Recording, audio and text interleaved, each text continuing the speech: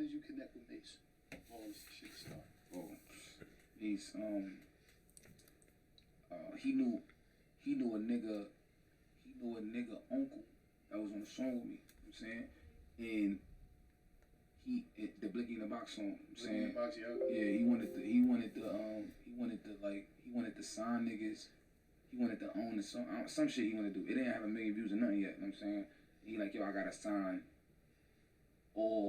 everybody on the song. You know what I'm saying? Because to present it to the label, because he was presenting a song to the label like, yeah, based on like, I want to get niggas signed off this song. So he like, yo, you gotta have all the niggas signed to him. So what he did was, because niggas ain't know nothing about nothing at the time. He like, yo, so I'm like, all right, bet, that's how we do it. That's what we doing. But we never got the deal. You know what I'm saying, but we still signed to him. I'm saying, signed to him, and he called, like, so the nigga who he knew, we were just talking through that nigga. He like, yo, Murder wanna meet you. I'm like, who the fuck is Murder? You know what I'm saying, but he called Mace Murder for some reason. You know what I'm saying, like, I guess like an old school name. Oh, that used to be his name, Murder Mace. Yeah. So it's like old school. Shit. He like, Murder a pastor? Some shit that we can fucking call him Murder. Yeah, I didn't know who Murder was. You know what I'm saying, but then I'm like, then he's like, yo, Mace. Then we went to go sit down, meet him. I'm saying, I ain't gonna lie, he just pulled out the paper and I just signed the shit, like, you know what I'm saying, like, immediately. So was it no lawyer, no shit, no nothing? Nah, the nigga who brought me to him, he was like, yo, man, just sign that shit, you bugging. I'm like, yeah, read it. He like, he just signed it, it's good, so I just signed it. And was it an advance, anything? It was just like... Yeah, the advance, $5,000. 5,000? Yeah. Whoa. He signed you for 5,000, that's all the nigga gave you? So yeah, 5,000 was a lot. 5,000 hit when that shit. You know what I'm saying? That shit hit. That's so the same thing Nori said. 5,000. Yeah, Nori signed for 5,000. Yep. Yeah, he signed for 5,000. That shit hit, and I thought that shit was gonna last till whenever that shit was gonna last till. That shit ain't last 2 weeks. 2 weeks. Bro. And listen, but how long was the contract? You still had your rights. I'm still in the contract right now. You know what I'm saying? Touch you.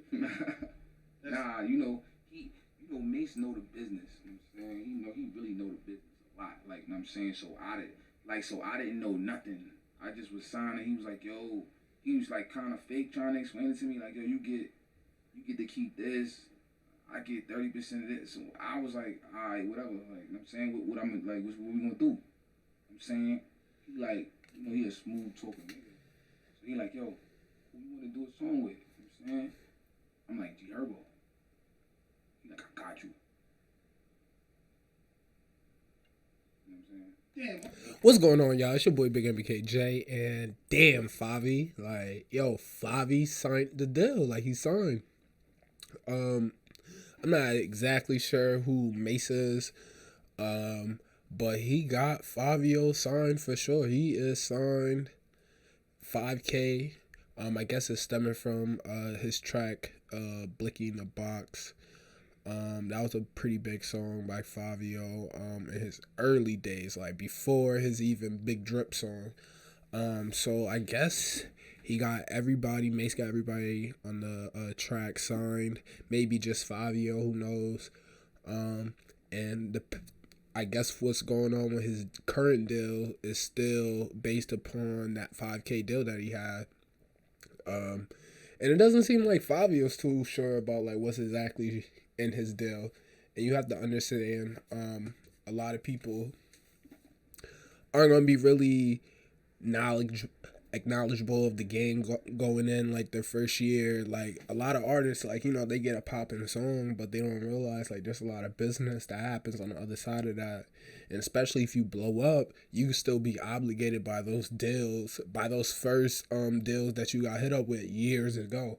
So you just kind of got to understand, like, you're still in your deal. If you sign, you got to know what's in your deal. Like, you can't just go off your man's word or whatever the case may be, because you might be stuck in a situation where, even after you blow the success of the initial song that you got signed for or whatever the case may be, you might still be in a deal and they could be still eating off of future royalties and everything like that. So, can't blame Fivio. Fivio, came a long way. Not a lot of knowledge about the game, but yo, this is crazy. I'm very curious what the deal is.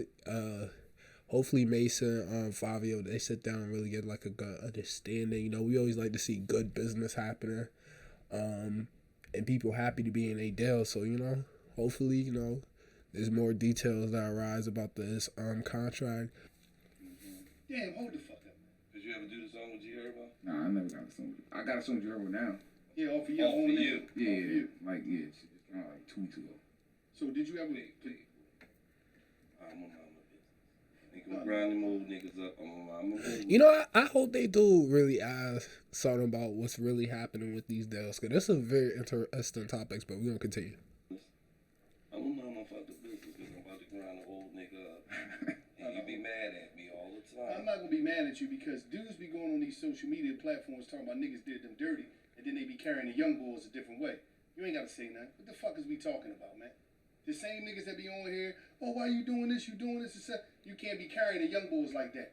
On some real shit. Everybody wanna be a thorough old head. They keep talking about what the white man doing over here, the labels and all this dumb shit. We gotta be solid with the young niggas, man, if we gonna say we old heads. On some real shit. My shit is like the way I be, you know, like I'm saying, like you know, he went missing a couple times, and I felt like he should have been more like involved in my shit. But I'm just a nigga, like I don't really be like complaining or crying over spilled milk and shit. Like you know what I'm saying, like it's like I already. This is another thing too. People were like managers, videographers, just people in the business pertaining with the artist. Like,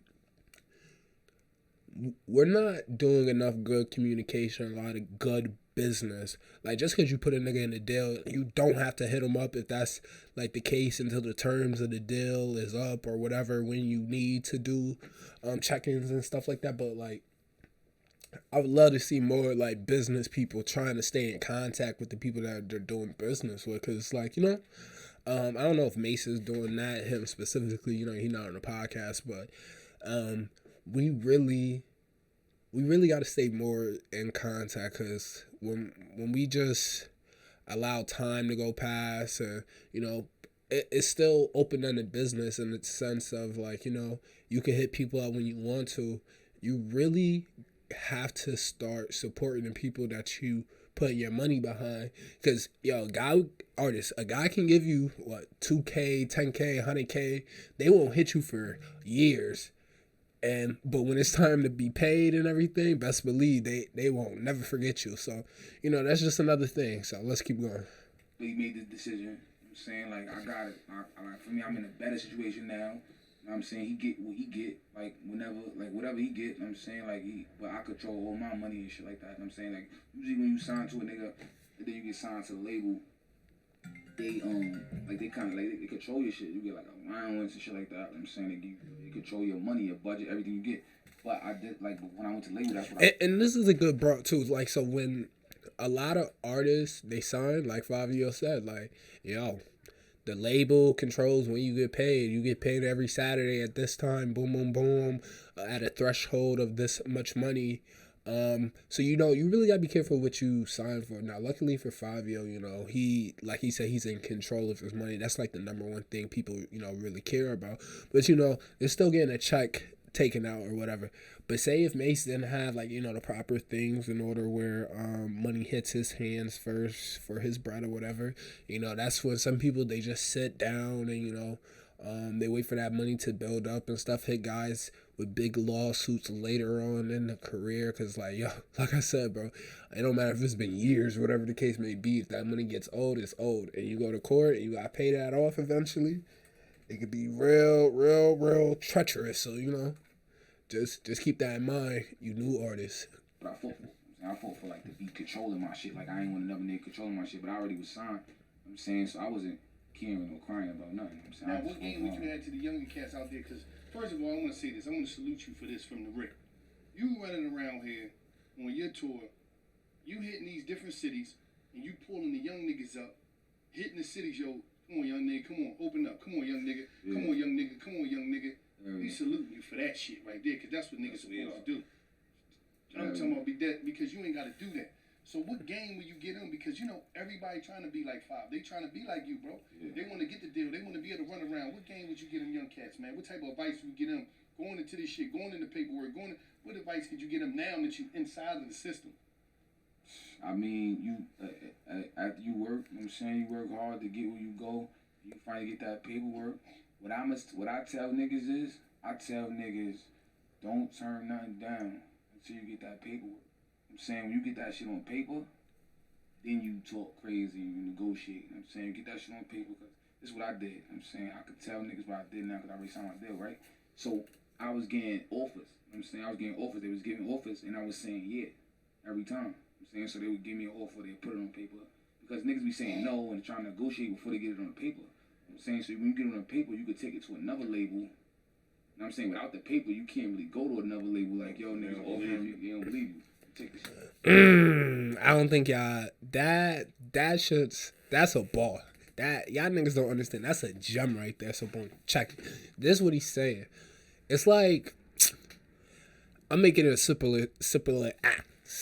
more simple terms for you niggas. So boom, say you go to a dealership, right, for a car, right, and you know, you get them to negotiate on a good price. Say, yeah, they like, yeah, I'll give you, 10% off, whatever the case may be. All right, Kia, shout out to y'all niggas, you want to, give your boy a discount. But I'm going to take this and go to a different dealership for the same type of car, see if they could beat out the quote, give me more money.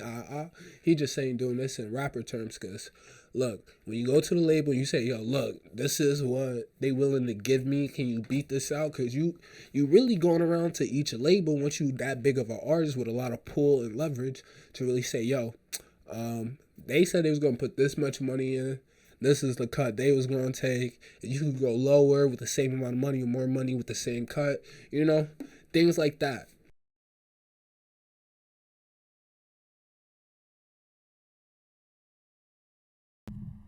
That's actually a fire idea from Fivio, so I'm actually glad, he said that. Shit to another label, like, yo, they offer me this, they give you another offer, then they put an offer, you take that, take it to another label, then you got the bidding wars, and then that's what I was doing for, like, I did that for a couple months, you know what I'm saying, until I was like, all right, bet, I'm just good, you know what I'm saying, signed up. No, I'm going with this enough money. Yeah, so I just feel like niggas be fucking themselves up when they like turn shit down. I'm saying, when niggas give them a deal or something, or offer them a deal, they be like, nah, like, I want something better. Or they be like, I'm saying, just play dumb. I'm saying, be smart, but play dumb, so you get that paperwork and you can go crazy. This episode of $1 Million Worth. Shout out to Fivio. He really got better as like the years went on about learning about the business. He's still into some portions of a deal still, but he's very much still learning in the game, and he's actually passing on information. So I'm glad he went on this. But this has been another reaction. This has been your boy Big MBK Jay. Shout out $1 million worth of game. And yeah, we're gonna check you guys on the next one. Like, comment, subscribe, and let me know what you guys thought. Bow, we out of here. Peace.